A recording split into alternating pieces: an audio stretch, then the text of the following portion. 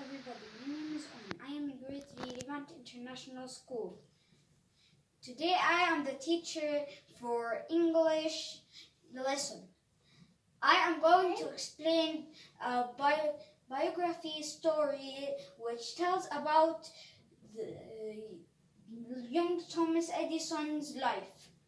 The writer is Michael Dooling for this story. Please open page 960. Thomas Alva Edison was born in a little house in Milan, Ohio on February 11th, 1847. There was no electric light, no telephone, no radio or CD player, not even a movie theater. We have here a box that contains a vocabulary like electric. Electric means using electricity for power. Thomas loved to experiment. In 1856, at the age of 9, he turned his family's cellar into a laboratory, complete with test tubes, beakers, and whatever chemical he could buy. It was a mess. Bottles were everywhere. Young Al would mix one chemical after another, sometimes following the experiments in his chemistry book, sometimes not a little of this and a little of that.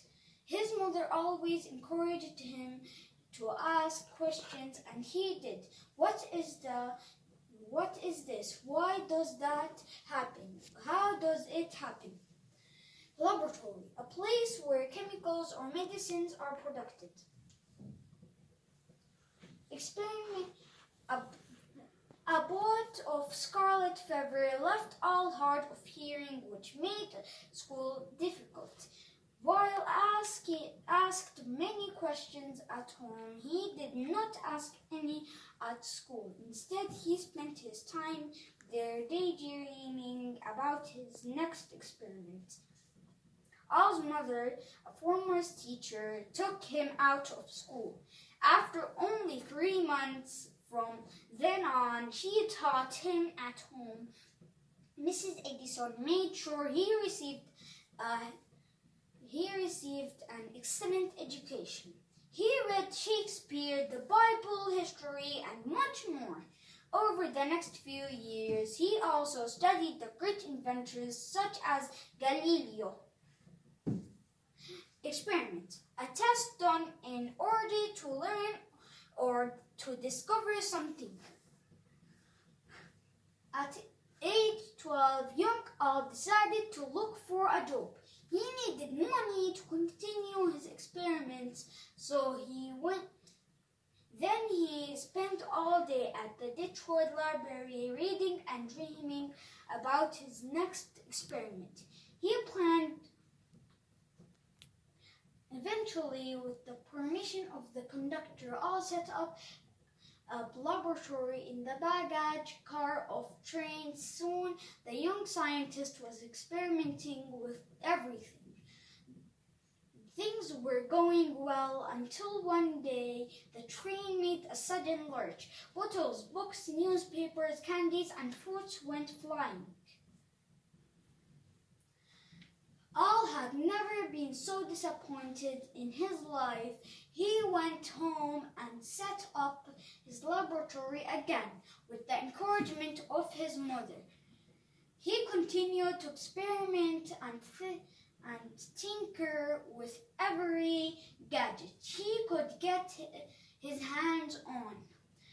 Usually his experiments did not work, but he always kept trying. Gadgets, a small device or machine with a particular purpose. Before long, Al had another job. He was a night wire, a railroad telegraph operator in Stratford Junction, Canada. There was a lot to learn. For weeks, he soaked up all the information he could about telegraphy. Al learned Morse much more. He worked the 7 p.m. to 7 a.m. shift, often sleeping right in the station. He always set up his laboratory in the back room of ours. A part of the occasional explosion. Life was grand. Occasional, not happening regularly. One of O's duties as the operator was to send the signal 6 every hour on the hour to show the dispatcher at the next station that he was awake. But the long hours sometimes caught up with him, and he would fall asleep, so the scientist in him had an idea. Soon all had invented a device that hooked the telegraph key to a clock. When the hour struck the minute hand of pure genius, which quickly got him fired when he was boss discovered he was sleeping on the job. Signal. Sound that gives information. Genius, very great and very natural ability or skill. And then, for the next 5 years, young Edison traveled all over the South and Midwest from one telegraph job to another. He continued to try to find ways to improve the telegraph at age 20. When he made his way to Boston, Massachusetts, and started using his first name, Thomas. He decided that he was going to be an inventor, and he set up his latest laboratory.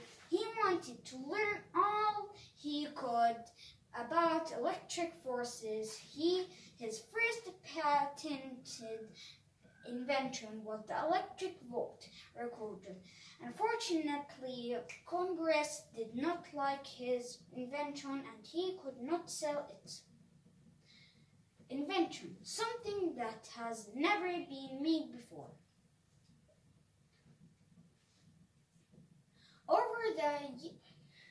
Over the years, Thomas' hearing had grown worse. By now, he was nearly deaf. This did not hamper his creative abilities, though in fact he thought it even helped him to concentrate because he was not distracted by noises. It created solitude where he could tune out the whole world and think. In 1869, Thomas moved to New York City and then later established his laboratory in New York, New Jersey. And then bad news came from home. His mother had died. Thomas, at 24, was deeply saddened for a long time. He could not even speak of her. He would miss her letters, her advice, and encouragement. He owed everything to his mother. In 1876, Thomas moved his laboratory to Menlo Park, New Jersey. He invented the carbon transmitter, which amplified the human voice, making a telephone and microphone possible. He also invented a machine that talked, a phonograph, shortly, which made the radio possible. In 1887, he moved his laboratory to West Orange, New Jersey, developing the motion picture and much more. At one point, he had 250 people working for him and 45 inventions going. Such strange, incredible inventions were coming out of his laboratory that people started to call Thomas the Wizard.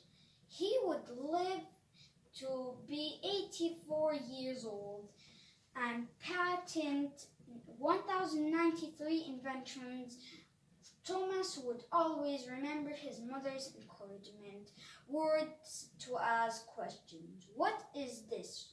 Why does that happen? How does it happen? Thank you.